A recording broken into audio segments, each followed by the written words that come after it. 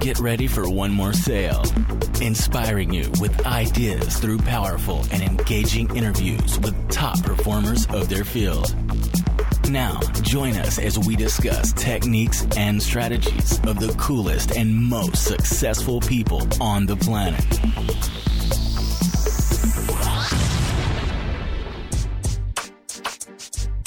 What up, Masters? Happy Thanksgiving from Path to Mastery. And I wanted to do a little something special for you for the holiday. First off, we're releasing a day early, just so you can spend some time with the family, relax, do what you got to do. Bringing you back Cody Gibson, because right now, this is a time of year where a lot of people are sitting back and they're saying, well, we're going to wait till after the holidays. You already know that. I mean, if you go back and listen to the episode from Tuesday, we talked about that as well. It's an outstanding opportunity right now to build your business, guys, going into 2018, as well as take listings right now because there are motivated sellers. So Cody's talked to us about listings, and more listings. It's all about listings, guys. 7 steps to abundance with listings. This is one of the most downloaded episodes that I have produced. It's not quite first. I mean, Mel Robbins is number 1. She has the most downloads of everybody. And then Cody is a close second, my friends. It's fantastic. So listen to this episode from Cody Gibson on listings, and then use this to call your contacts, your sellers, your sphere of influence, your expireds, FSBOs, whoever. Get in touch with people, talk to them about this time of year, a fantastic opportunity to take advantage of selling your house while the inventory is super low and the most motivated buyers are out there. So take advantage of that, and I want you to have a fantastic Thanksgiving. As a gift, there's a book I've been reading, and I'm on my second time. It's called Finish by John Acuff. I may have butchered his last name, so it's spelled Acuff. John Acuff. Go get yourself a free copy of this book on davidsfreebook.com. Again, davidsfreebook.com. Get yourself a copy of the book. Listen, you will say thank you for recommending that book because it is that fantastic. It has had more impact on me than any other book I've read so far in 2017. So go get yourself a free copy of the book. Enjoy Thanksgiving, and you rock.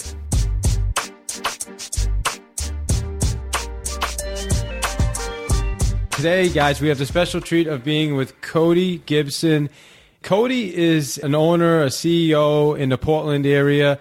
And listen, he owns one of the top offices in the Portland area. He's also an agent because he also, for a lot of years, been in the business 16 years, but had one of the top producing teams. I believe Cody still has one of the top producing expansion teams in the area, which you can talk to us a little bit about.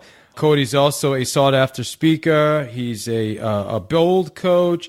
He's in the Gary Keller Mastermind. I mean, this guy's got a lot of stuff going on. He's a teacher for Keller Williams, and he loves turkey sandwiches. So what's up with the turkey sandwiches, Cody? You forgot the long walks on the beach and scary movies. Oh, there you go. Yeah, I forgot all that good stuff. So, hey, man, thanks for joining us, brother. That's my pleasure. Thanks for having me. I appreciate it, David. Yeah, definitely. And you know, I got your bio. Obviously, I abbreviated it quite a bit. But tell us a little bit about yourself, man. You've been in business 16 years. How'd you get started in real estate? And let's bring our listeners through that transformation from 16 years ago to today. It's funny. 16 years ago, I was selling diesel engines, and I had a couple of friends who were real estate agents. 2 of them that I actually went to church with. One called me like on Wednesday. I said, hey, do you want to go play some golf today? And I said, golf? It's Wednesday, man. I got a job. Yeah. And he goes, oh, yeah, you got a job. And he started talking about being in real estate, and I thought, oh, man, that sounds so good.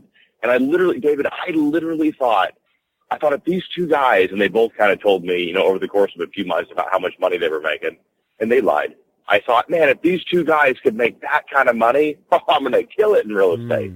And so a few months later, I became a realtor, and what they didn't tell me was the rest of the story, right? Yeah. They just, they told me, they said, I made $18,000 this month, and I'm like, whoa. And, yeah, so that was 16 years ago.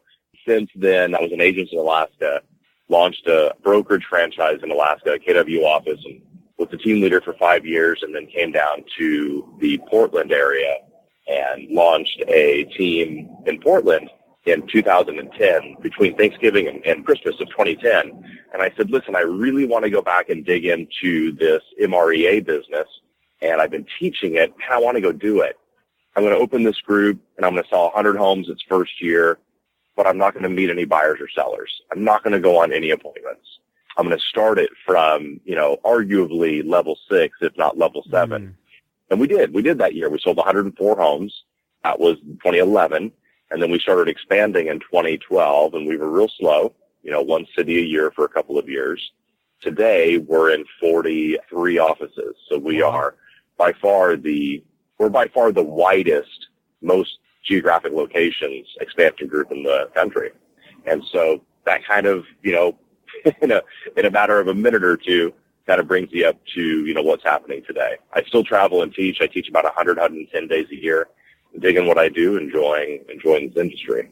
That's excellent, man. I did not realize you were in 43 offices, so that's really cool. Congrats on that. I know we had the opportunity a few years ago to talk. You did start your team. Now, was that your first team? Or I know you started kind of different in the traditional model where you started at the top and worked your way down, right? You said you started at the 6th level.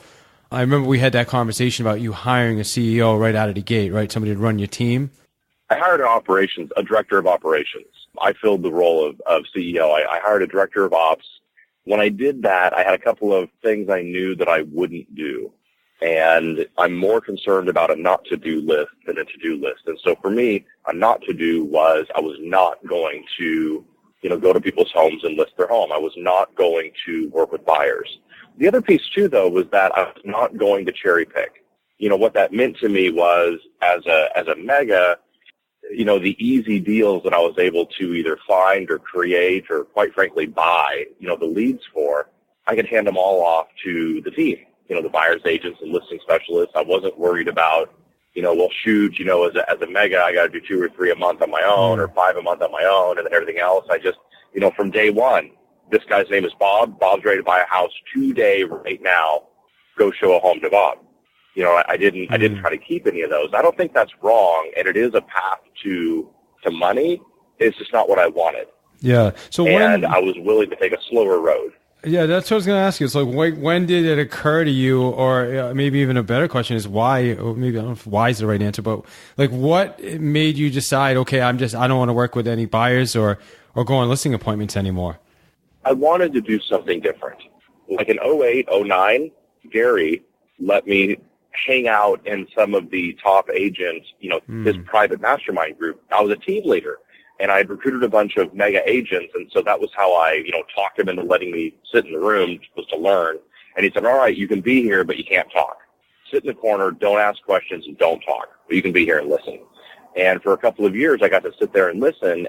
Gary was talking about things like expansion and franchising the agent business, which ultimately, he ended up saying, don't go that road, expand instead. Though at the time, that's what I thought we were all going to go do. And so in 2010, the fall of 2010, I thought, all right, I want to go start this team. And I started it in Portland, Oregon. I was living in Vancouver, Washington, directly across the river, and I'd only lived there for 10 months. So even Portland was kind of an expansion without even knowing what we were doing. I didn't know. I just knew it was a larger city than Vancouver, so I went here instead. There were more sales at a higher price point, so it just made sense. But I knew at that time, David, I didn't, and no offense to anyone, I knew that I didn't want to be the next level 7 mega. I didn't want to be the next guy on stage who had 6 buyer's agents and 6 listing specialists and a bunch of administrators and was 150 homes in their city. Not that that's wrong. It's a heck of a great accomplishment. I just wanted to do something different. I wanted to do something that I could look back in 20 or 30 years and say, wow, this left a fingerprint on the industry, and this changed a bunch of lives.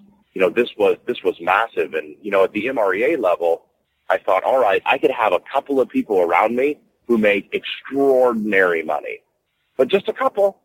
But in expansion, I could have dozens and dozens and dozens and dozens that make extraordinary money. And so it was really just an opportunity for a wider impact, a bigger world, and I got to be around, more high-level people. Interesting. There was no constrictions. Yeah. Didn't have walls. So with those expansion teams, how many people? You have 43, you're in 43 offices. How many people is that? I think that our agent count today is 61, 62. Okay, got it. So it's more of a smaller, unlike having, all these small teams with 15 agents doing 150 units, you've got much smaller, I guess I'm going to assume a more highly productive agents, right? I don't know. I mean, we got real clear about our model about 2 years ago. So, for instance, in our pilot group, which is an expansion group that meets with Gary, there's about 15 of us. And in that group, the norm would be, I'm going to go open in blank city, and I'm going to have a leader in that city and have 8 people around that person, or 12 people, or 14, or whatever.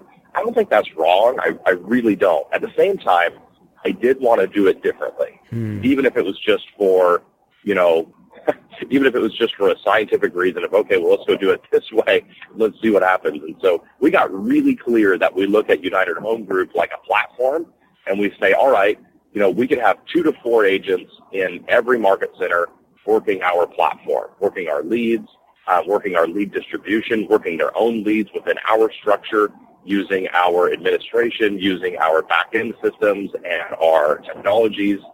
We could have 2 to 4 agents in every office, and we aren't trying to duplicate an MREA-level business with 1 person and 12 people orbiting around them. And I don't think it's wrong. It just wasn't the way we were building it. This allows us to have 1,200 or 1,400 agents across the country if we expand it correctly. Yeah, it sounds like you're building a solid foundation. I guess that's what the way I would take it. Instead of just we'll look back in a couple of years and realize that we did, right? Like we'll all know. Time will tell us the mistakes we're making. And Gary made the comment. He said you can literally outlive any mistake you make right now, as long as you don't get upside down with money, and as long as you don't get in legal trouble. Yeah, that's you can outlast any of them. That's a good point, man.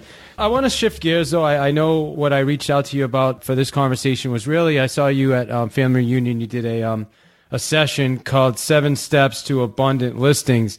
And right now, probably the biggest challenge most of our listeners are dealing with is getting listings. I don't know if you guys are on the other side of the country. Is inventory is really low right over here. It's at a record low. Are you guys experiencing the same thing? 100%. I mean, in the city of Portland, it's tough, right? And in everywhere else that we are, it's just as tough. And one of the things that I talk about in the 7 Steps to 10 listing, the original title was 7 Steps to 10, and I love that Keller Williams changed it to 7 Steps to Abundant and said, hey, maybe it's 12 or 14. I dig that. Always thinking a little bit bigger.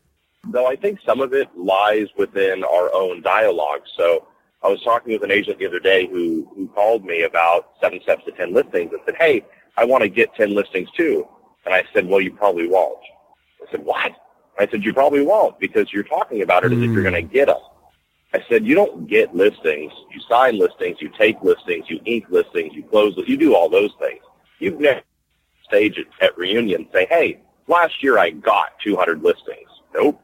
They said last year I took 200 listings. And I think some of it boils all the way down to the very words we use. I know that's picking on it. I know that. Well, no, I mean, because it ultimately comes down to mindset, right? I mean, in the first step, and Gary will tell us this too, is you have to think it first, right? If you don't think it, you're not going to be able to do it. So the first step is mindset. Saying, I'm going to get 4 listings this month. Now, I'd rather you say I'm going to go take 4 listings this month. And how? Or the highest level would be I'm going to go earn 4 listings this month. That's like an agent who says, hey, David, I got 7 referrals last month. No, you earned 7 referrals last month. So how do we change those words, the words that come out of our mouth, right? Is there a way someone can practice changing that? What would you say to somebody who's not accustomed to saying, I'm going to earn 7 listings? Yeah, fortunately I get to travel and teach and coach Fold, which has quite a bit to do about words, as you know well, and quite a bit about words to use and not to use and programming. And so what I've done for a long time, and especially with speaking and teaching, is I'll take my I know this is silly, my right index finger, my right index fingernail, and I will dig that into my left thumb knuckle when I say a word like that. And it just provides a tiny little bit of pain. I'm doing it right now. I'm certainly not incapacitated. Just a little bit of pain, just a tiny bit of pain. It goes, oh, ouch, stay away from that. And so when I find myself using words like that, just a little touch, a little pinch, as a speaker, years ago, I started this habit of saying, something that I didn't want to say. And it was almost like an anchor in my talks. And so I had to start doing that just to get away from saying, okay too much. I know that's silly. No, actually, I think it's brilliant. I don't want to spend a ton of time on this because I want to get into some of these steps. But what if someone's not even aware they're using these words? Well, then they can pay someone to follow them around and slap the hell out of them every time they say a silly word like that. Got it. So that would be option one. Option two would be they start saying things like affirmations. Option three would be they start coaching with somebody. I mean, I don't know, man. I really think if someone's willing to, I believe the process unfolds in front of them. I know that sounds a little mystical or airy-fairy. I just really think that when someone's ready, the right teachers in their life appear. I think they start hearing the right conversations. I think they start watching the right videos on YouTube. I think the world just unfolds for somebody when they're this. And they begin to get real clear that if it's meant to be, it's up to me. They get real clear that my destiny this month is to go and earn 10 listings. It's not to get them. It's not to receive them. It's not to have them fall out of the sky, for heaven's sakes. Now I got to go earn them, which means who do I have to be and what do I need to do so that I can have those 10 listings?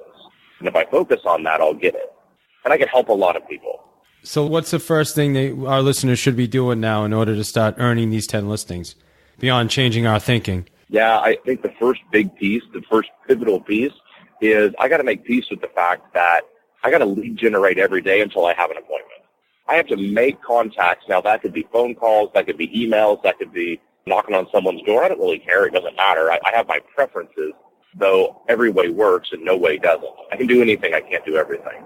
So I have to make peace with needing a appointment every day. So whether you're going to make 10 contacts or 48 contacts, and I got to set a listing appointment every day. And if we get real clear on this, what we're going to find is there's about 22 business days out of the month. And if I set a listing So let me stop you for a second, because you said something that I want to touch on. You said I can do anything, I can't do everything, right? What do you mean by that? Yeah. Somebody that mentored me for a little while, I don't even know that this guy even knows he mentored me. He owned a mortgage company on the West Coast, a really large independent mortgage company. I was having lunch with him one day, and we were talking about marketing. And he said, Cody, I just struggle with these marketing ideas. He goes, I can do anything. I can't do everything. So I've got to really zero in on these three. And I've never forgot that comment. Think about that with lead generation, right, David? We come back from things like reunion or different, events, and we go, yeah, I'm going to do these 18 things. No, probably not. Which one am I going to do? Then I'll do another. And, it's like in the book that Jim Collins wrote about how the mighty fall. And he talked about the 5 ways that a company or business falls apart. And one of those ways is the undisciplined pursuit of more. And I think about that and I think, man, undisciplined. How about a disciplined pursuit of more? What can I bring on, get pretty good at, and then bring on something else?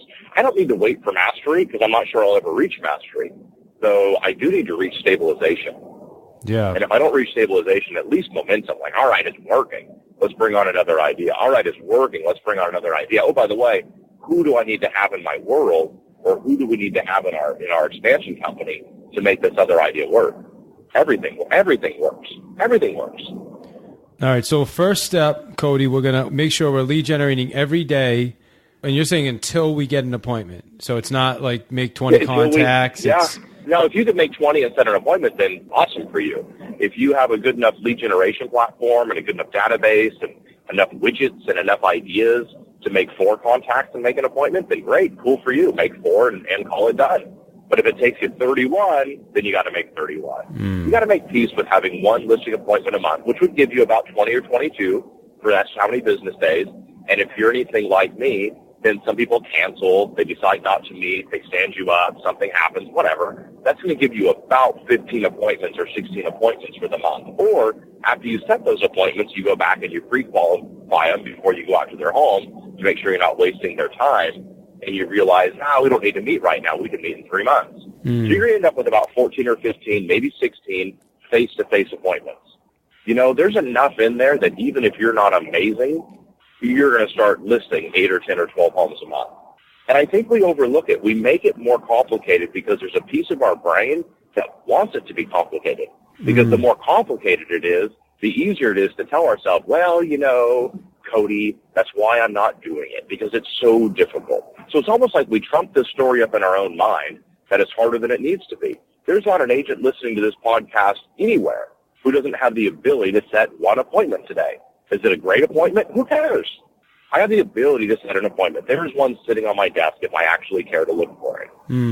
Now, by the way, if you do this for 4 months or 5 months, you're going to get really, really good at lead generating for an appointment. You're going to get really good and really discerning.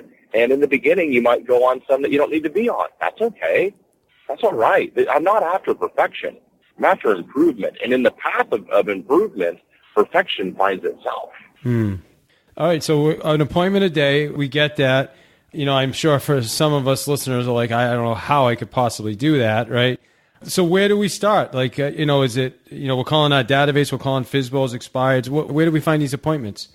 I think it depends on what you have for money, and I think it depends on what you have for previous business. If you're listening to this podcast and you've been selling homes for, 8 or 10 years and you sell 10 or 15 homes a year, which is fine, that's about 100 past clients, and you probably have another couple hundred people that you know. So I'd start there. I'd start right there. I'd exhaust that, and then I'd start adding to it. If you got your license yesterday and you're super excited about being a real estate agent, like I was one day, you don't get to start there. So I think that sometimes it's dependent on what the business looks like. Now, at the same time, if you've got a little bit of money and you want to put together some internet lead generation, or you want to buy leads, you want to go to, different systems out there and buy lists of people to call, then great, you can do that. Worst case scenario, as good as the market is, as tight as the listing inventory is, the greatest thing about that to us, the greatest gift from that, is that the overall volume of for sale by owners in the country typically goes up. When the market's bad, the volume of expireds goes up. When the market is strong, the volume of FSBOs go up. So I guess you could always resort back to the people who actually said they wanted to sell and they don't have an agent yet. And I don't think it's a one-trick pony. I don't think you have to work FSBOs. You could sell a bazillion homes a year and avoid FSBOs if you want. Yeah, that's a good point. And I've heard, from other coaches in the past that, hey, if you just can't set an appointment, then do a FSBO pop by, right? Go meet with a FSBO. Does that count as well? Yeah, it's one of the steps. When I wrote the 7 steps to 10 listings, it was somebody had asked me this, said, Cody, I just want it to be simple. Can you fit on an index card 7 steps or 10 steps? And I just chose 7. I ran out of space, to be quite frank. Can you write on an index card what it would take for someone to model 10 listings a month? Then eventually they'd take 10 a month. Now, maybe they wouldn't in month 1, for heaven's sakes. Maybe they take 5, and it takes 6 months to get to 10. Who cares?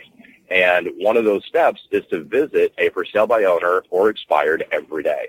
Now, if you've got 21 or 22 business days out of the month, then you would be eyeballs to doors with 22 for sale by owners or expireds. I don't even care if anybody's home. It literally doesn't matter. Because out of those 22 doors, you're going to leave notes on the ones that aren't home, and you're going to follow up. And you know what? If you left notes on 22 doors a month and nobody was ever home, that's not going to happen, though. Let's just assume nobody was ever home and they never went home. And you left notes on their doors. I'll bet you by month 2 or month 3, you'd have 40 to 60 notes up. Somebody would actually call you and go, hey, thanks for stopping by. I do need some info. It'd be 1 out of 50 or 1 out of 60, so it wouldn't be a great model, but you'd have a listing you wouldn't have had otherwise. Some of this is based on being in the way of good things to happen. One of those steps is to see the front door of a FSBO or expired. Now you're going to knock on the door, actually, and once in a while someone's going to be home. And people always say, well, what do you say? You can start with hello. You can literally start with hi. I'm a real estate agent here in the area. Can I help with anything? Now, that's not an amazingly strong script, and it's better than not going. I was coaching somebody, it was years ago, David, and they were selling about 100 homes a year, and they wanted to go to a couple hundred. And I said, all right, well, we're going to have to do some things that you weren't doing. And, I got real clear that you maintain a business talking to people that you know. You build a business talking to people you don't know. There's lots of ways to do that, and the fastest one would be people that already want to sell. And so he decided to go work FSBOs. Now, it was Saturday morning, and he was going to go knock on some FSBO doors. He walked up, he knocked on the door, and the lady came to the door, and he said, I'm so-and-so. I sell homes in the area. Here's my card. If I could ever help, I didn't mean to interrupt. If I could ever help, please call me. And, he turned around and walked back to his car, David. It was a terrible script. And halfway to the car, the lady said, hey, I do want to list my home. He took his business to over 200 listings. And he became one of the top speakers in our field in the East Coast and the Midwest. I just want everybody to realize nobody starts at the top. The very person who went on to teach hundreds of people to work FSBOs and expireds, had a day that they were so scared, they knocked on the door, handed a card, and bolted. Nobody starts at the top. Everybody starts somewhere, man. No, I love Everybody does. I love it. And as bad as that script was, it was better than the one the agent didn't use. Hey, Masters, we're going to get you right back to the show. I want to tell you about my website, davidihill.com. We have everything you need there, from phone numbers to leads, and if you're looking for talent, ZipRecruiter. Everything's there. Just go to davidihill.com/affiliates. And here's the awesome thing. I am going to be opening up my schedule for a select group of salespeople and real estate agents who want to take their business to the next level, guys. Here's the thing. We're going to talk about lead generation, understanding behavior at that deep level, how to ask great questions, not just that, but how to listen, and then connection, and finally, follow-up, guys. 70% of all sales comes from follow-up. So we're going to help you build some ironclad systems for follow-up. Now listen, this is only for the serious people. If you are absolutely serious about doing some individual coaching and taking your business to the next level, go to davidihill.com/coaching. Fill out an application, and I'm offering a free 20-minute consultation to see if we're a fit. Again, davidihill.com/coaching. You rock. Enjoy the rest of the show. I was actually talking to I have a role play partner now because I'm calling a lot of agents. We're looking for talent to bring into our expansion teams. And honestly, I'm calling agents now, and I've called FSBOs and expireds for years and years, right? 6 years of practicing. And now it's, I feel like I'm starting at the beginning again, like when I first started calling expired, you know what I mean? I was clunky. I didn't know what to say. Yeah. I wasn't super confident. And that's how I feel now. Yeah. So it just takes practice and more practice. And that's it. Consistency. Time on task, man. Yeah. Time on task. And I don't care about FSBOs and expires as far as having to work them. I don't think there's any one way. I don't think you have to do it. I do think this, though. I got really clear that my business demands it. In other words, I don't want to be a telemarketer, though my business demands we have telemarketing. I don't want to knock on doors, though the business demands that we do it. I don't want to do internet lead generation, though the business demands we have it. I don't want to mail cards. The business demands we do it. At some point, you quit running this like a hobby, saying, well, I like this or I like that. Who cares what you like? Yeah. The world needs you to go do this. Your database needs you to go do that. So quite frankly, your business does not care if you don't like FSBOs. Get over it. It's kind of like treating it like a job, right? I mean, if you're in construction, you show up every day and you build and you swing a hammer, you do what you got to do, right? If you're in a factory, then you're on a line and you work, right? The challenge. It's so selfish. I think you said at the beginning when you said somebody told you, they were playing golf on a Wednesday and they were in real estate. You're like, wow, you play golf on Wednesday. And, some people go into real estate and they'll play golf every Wednesday, but they're not doing any business because they don't treat it like a job. Well, I found out really quick that everybody gets into real estate for freedom, flexibility, and financial wealth. The problem is they take the freedom and they take the flexibility, therefore they rarely uncover the financial wealth. I got really clear on that. And so if you want the financial wealth, you're going to give up the freedom and the flexibility for a little while. In fact, the freedom and the flexibility in our industry is actually the freedom and flexibility to work more. The freedom and flexibility is actually the freedom and flexibility to get your inconsequential items done at 5 a.m. so that you're ready for lead generation or internet lead gen and cold calling or prospecting or whatever it is that you're doing by 8 a.m. That's the freedom and flexibility in our business. It is not the freedom and flexibility to go home early or to not show up. And one of the things, I developed this 51 list, and I'm actually teaching it for the first time live in Sacramento. So I just sat down one night and wrote 51 things that would cause somebody to have a better business. And one of them was to go to work at the same time every day and leave work at the same time every day. How silly. How basic is that? Though realtors, I was overhearing a couple of realtors talk to each other, and one said, well, when do you come to work? And, when do you go to work? And they said, well, if I have appointments, I show up when that appointment is. Oh, if I don't, I come in between 10 and 11. Sometimes I come in at noon. And I'm just thinking, wow, I bet your business and your bottom line looks just like that statement. Yeah, no doubt. Well, listen, a couple more questions. With regards to the, steps to abundant listings, I mean, if there's one, you gave us some great nuggets. Obviously, focus on that mindset. We, apply one appointment a day. Obviously, FSBO's expired. Those guys have their hands up, right? What else? Sure. What else should we be focusing on? So here's one. So one of the steps is follow-up Wednesdays. And so if you're making enough lead generation, there's lots of tactics, and we don't have time for that. But let's just assume you've nailed down a few tactics, and you're doing enough lead generation to make one appointment a day. What that also means is you're constantly filling this sleeve or this bucket of future business or future prospects or suspects for business. And so I believe in follow-up Wednesdays. Every Wednesday, I want you to follow up with every seller who hasn't listed with you yet. And those are all the people that you call every single Wednesday. And I think the big piece to it is you keep it simple, right? And so a script for follow-up Wednesdays is, hey, David, it's Cody over at blah, blah, blah Realty. I just wanted to call and follow up. Do you need anything real estate related this week? Nah, I'm good, blah, blah. Okay, great. No problem. I'll be sure to follow up. Have a great day. Now, 70% of the time, you're going to get voicemail, which is, hey, David, it's Cody at blah, blah, blah Realty. And I just wanted to call and follow up. If you need anything real estate related this week, would you be sure to give me a call? We sold a couple homes this week. I'd love to make yours the third. I'm ready when you are. I'll talk to you soon. I'll call you again in a week. It's very simple, always ending with, I'll call you again, or I'll follow up. I'm never asking permission.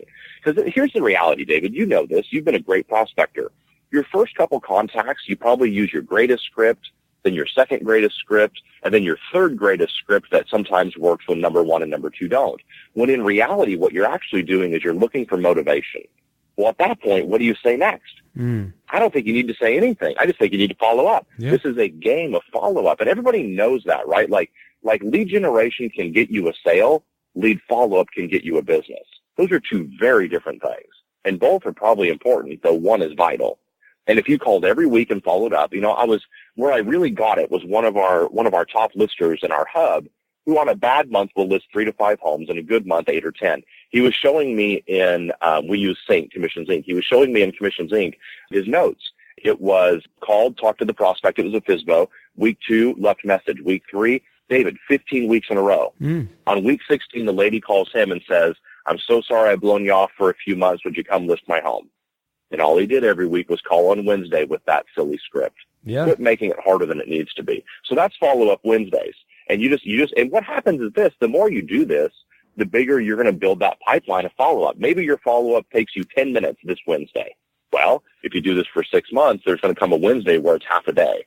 And on that day, you're going to say, all right, this dam is about to break. Because now I've got 68 people or 88 people that I get to call today and follow up Wednesday. Someone's going to list their home today because of this call, because I have waited for the motivation. I'm still in the right place. 6 weeks ago, it wasn't the right time. There's a great book by this guy named David Hill. It's called The Sails Playbook. And one thing we realized in writing was that about 70%, we researched multiple industries, not just real estate, and we realized that about 70% of our business actually comes as a result of follow-up. But not many salespeople actually really have good systems in place for follow-up. So really, Cody, it's about building a system. And anytime you talk to somebody, you should either be scheduling another call or some type of a to-do, or there's not even a reason they should be in your mailing list, right, or on your database. That's kind of the way I look at it. They're just taking up space. Yeah. If there's no plan. So, I think you're 100% right. With Sync, which is what we use for our CRM, every time we end a call, we're plugging in the next call. Now, that prospect doesn't always know when the next call is. If it's appropriate, we'll set the appointment with them. If it's not, it's just our own reminder. Yeah. It's telling us, hey, call this guy back in 7 days. Hey, call this lady back in 2 months. I mean, we're constantly plugging that back in. We control that. Now, one of the other steps is, this is the one that people like the most because it's interesting, but I want them to post on social media. And one of the things if I could wave a wand, David, I would do this. If I could stop a post, it'd be the silly one that says, hey, everybody, the market's hot. Call me if you want to buy. Nobody cares about that. And the other one that nobody cares about is, hey, I listed a home and I've got 14 offers in 12 minutes. Yay for me. Nobody cares. There's only 2 people in the world that care about that post, your spouse and your mother. Nobody else cares. And what I've told people is I want you to do a post on Facebook, and there's other social medias, though Facebook's the easy one to pick on. Do a post that says, listen, I'm working with the XYZ family. It's got to be specific. Looking in XYZ area or XYZ price range Who do you know that has a home that would fit for the XYZ family? Specific. And what will happen is over time, you're telling your database you have all the buyers because you're the only one telling that story. Let's not forget that sellers want to hire you because they think you have buyers. Quit talking about stuff they don't care about. Love it. And buyers want to work with you because they think you have listings. Quit talking about all the things they don't care about. Keep it simple. And simplistic is the easiest form of business. So if you're going to do a post like that, you might as well do it strategically. So research says that the best time to post that is just after lunch on Wednesdays because there's a 20 or 22% uptick in eyeballs. Great. Do that. And if you don't want to do it on Wednesdays, then do it on Saturday or Sunday late morning. About 10 a.m. on Saturday or noon on Sunday. You have an uptick in eyeballs. You might as well have more people looking at the post. Or you can do the other one that says, hey, real specific, listing coming up. Specifically, who'd be a great buyer for this. Specifics. Not, hey, the market's great, call me. Nobody cares. That doesn't tell their brain what to do. Specifics. Now, if you're going to do Facebook, the problem is the 3 words you have to know is stop the scroll, which I learned from somebody in our industry, John Cheplack. Stop the scroll. You think about how people are just scrolling through Facebook. Well, you got to have something that stops them. Otherwise, you're just noise. Interesting. And you could post all day long, and if people don't stop to read it, who cares? You've just been telling yourself a story and hoping that your mom hits like button. Absolutely. Well, we interviewed Tony Giordano a while back, and he did a really good job on kind of showing us how to work social media. So great tips. I love the specific. I mean that's key, and I took that from your talk and started sending that out to our database too, hey, we've got a buyer looking for a 4-bedroom, 2.5 baths. It has to have a 2-car garage in this neighborhood, and it generated a couple of responses. So, Cody, you're massively successful. You got a lot of great things going on in your business. Obviously, you go through, like the rest of us, ups and downs. When things just aren't working right, or you're dealing with a lot of challenges, people leave, all that stuff. Like, what do you do to keep moving forward when things aren't working? There's a couple of things. In the beginning, it was all internal pressure. So in the beginning, it was Post-it notes all over my house. One of the hardest days of my life, I wrote a Post-it note that was up on my bathroom window, my bathroom mirror, for at least 2 years. And that Post-it note said, you're a winner and nothing can keep you down forever. Being real clear with myself that, I'm down today. It's a tough day. It's a bad day. It's a tough thing. So what? I'm a winner. Nothing can keep me down forever. Now, the bigger the business got and the larger the world got around that business, the less it has to be internal, because then it becomes external. Then you have enough things that drag your sorry carcass back into living like the human being you were designed to be. You don't have to force yourself back into it. You think about push and pull. Those internal things like a note on the wall or chanting affirmations, they're awesome, though they're pushing. They're pushing you back into the mainstream of success or back into the current of success. I want you to design things that pull you into it, because you can only push yourself for so long. It gets exhausting. I'd rather be pulled. And so a large enough business or a large enough structure of business will pull you into it. So the larger the expansion company got, I can only have a 5-minute funeral now because the business will come and grab me and pull me back into the current of success. I don't get to have a 10-day funeral. If I'm just working on my own, I can have a pity party for a month. I can figure out a way to do this. Yeah. So if the business is big enough, it's going to pull me. Now, the reality is everything happens between our ears. When I was a brand new realtor, the sales manager that morning on my very, very first day, and I'll give you the abbreviated story for time's sake, said, I want you to sell a house a week and you'll be fine. I said, great. Fast forward 16 weeks, I walked into his office and said, I haven't sold a home. It's Thursday. I'd sold 15 homes already the previous 15 weeks. I said, I know it's Thursday.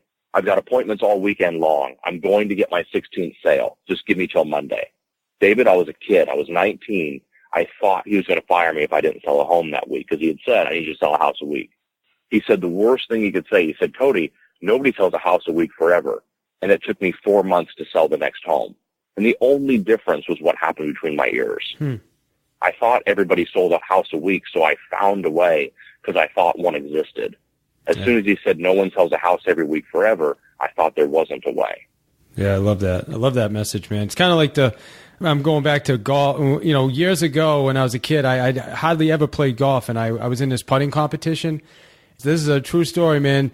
2 years in a row, I won a putting competition. I did not even know how to play golf. And the reason being is because I did not know how hard a 30-foot putt was supposed to be. I just looked at the hole and I swear to God, man, it was nuts. And then once I realized, holy cow, I've never hit that putt again. So, well, someone in the Masters needs to hear that. They need your story. Yeah. Well, hey, that was an awesome Masters, man. And congratulations to Sergio, man. He just killed it. That was awesome. So good. So that said, what didn't I ask you? Anything I should have asked you that I didn't? No, you're good at doing these. You ask good questions. The one thing that I would say in closing is, at the end of the day, what we think matters and our environment matters. It's one of the things I love about expansion, right? And I know that you're deep in it as well. I love the expansion model because I believe the agent gets the best of both worlds. They get all the help of a team. They get all the help of great things at a large team level. Gary made a comment, and I thought it was an interesting comment at Family Reunion. He said, listen, in 5 years, most of you will either be expansionists or work for one. Yeah. He said it to 18,000 people. What an interesting comment. And these expansion businesses are getting so large and so good, so darn good on the business side. We're coming into cities and literally taking listings and taking buyers that would have just gone to whoever. Yeah. It's massive. It's fun to watch. And I believe that environment matters. I believe what happens to our ears matters. I believe that coaching matters. The other thing too, though, is desire and motivation. So many people say they want to do something. If you watch their actions for a few days, they tell you real fast they actually don't care about it. What they cared about was sounding good when they told you the goal. Until we get over that, we don't move forward. No doubt. All right, my friend. So how do our listeners get in touch with you? I don't have a publicist. I don't have people that keep track of people that watch my calendar. And so I have an email address, codygibson@kw.com. Real simple, codygibson@kw.com. Many people will shoot me a message on Facebook, and that's just as easy. We post a lot of videos and content on my business fan page, or whatever it's called. Email's probably the easiest. Awesome. So if I love hearing from people. Yeah, and if obviously you guys do a great job with referrals, and if somebody wants you to come in and do an event, you're obviously a speaker and a trainer, and you do a brilliant job with that as well. I always like to get a book recommendation, Cody. So for our listeners, real estate agents, what would be the one? And forget about Gary. We all know the Millionaire Real Estate Agent, the one thing. All those great books. What's the book recommendation? And this talk today has really been a lot on mindset. So what would you say if somebody wanted to really focus on that mindset shift, or that mindset transition? What book would they pick up? The most impactful book I've read recently in the last 12 months is Grit by Duckworth. Yeah, that's a good one. And Gary had our private group read it. I've read it a couple of times. I had our expansion business read it maybe 4 months ago, 5 months ago. Just a great, great book explaining some things that we all probably intuitively know. We just need to hear again. Yeah, absolutely. And what's fascinating about it is, like, our soul usually knows the answer to everything. It's a matter of bringing it back to awareness on the front side of our brain. And Grit by Duckworth was fantastic. And if Gary says, I think you ought to read it, I wouldn't read it. Oh, absolutely. I've read it as well. It's a great book. You guys can actually get yourself a free copy. If you go to davidsfreebook.com, go to Audible, sign up, get yourself a free copy of Grit by Angela Duckworth, correct? Is Duckworth? Yep. Right, you got perfect. it, Angela Duckworth. Perfect. And so, Cody, last question for you, my friend, is I end every interview with this question. What is the one thing you want our listeners to take from this interview today on their path to mastery? I want you to know that if you're having a tough time, it'll go away. I want you to know that if you're dealing with something difficult or something's holding you back in the business, that has a shelf life. It'll go away if you keep pressing forward. I don't know where you're at currently. I do know it doesn't have to be where you stay. Keep moving, keep pushing. Nothing can keep you down forever. If you want to go take 10 listings a month, you can. And if you're already there and you want to take 40 listings a month in 4 different cities, you can do that too. The ceiling is literally no longer there for you. Thanks for your time, man. Brilliant. Thank you, Dave. I appreciate the opportunity, sir. Hey, Masters, you guys know how important health and nutrition is to me. I just want to talk to you a little bit about products I use called AdvoCare. I've been using these products for about 1.5 years now, mostly just for energy. They've got a really awesome drink. It's called Spark. If you want to check out anything, I would tell you, go check out the energy drink Spark. That's what I did for, like I said, almost 1.5 years without even trying any of their other products.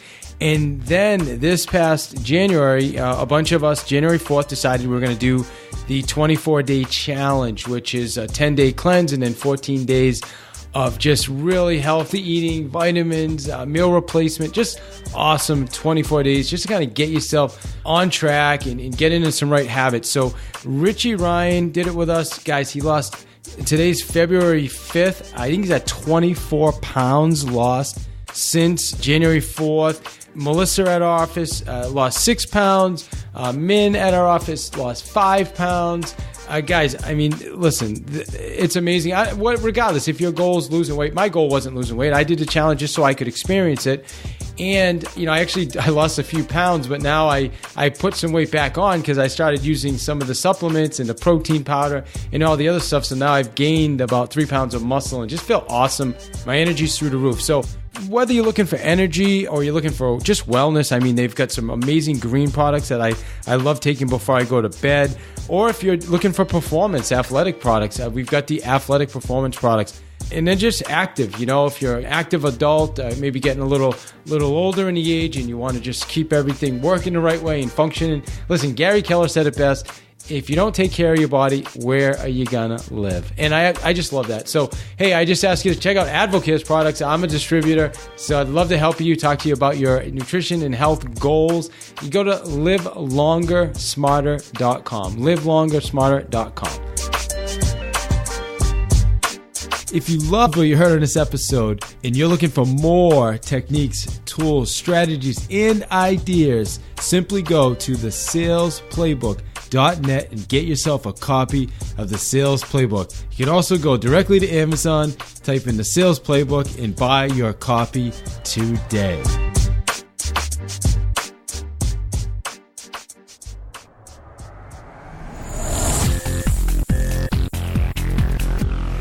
You are listening to One More Sale with your host, David I. Hill, author of the Sails Playbook. Get your copy at www.thesalesplaybook.net.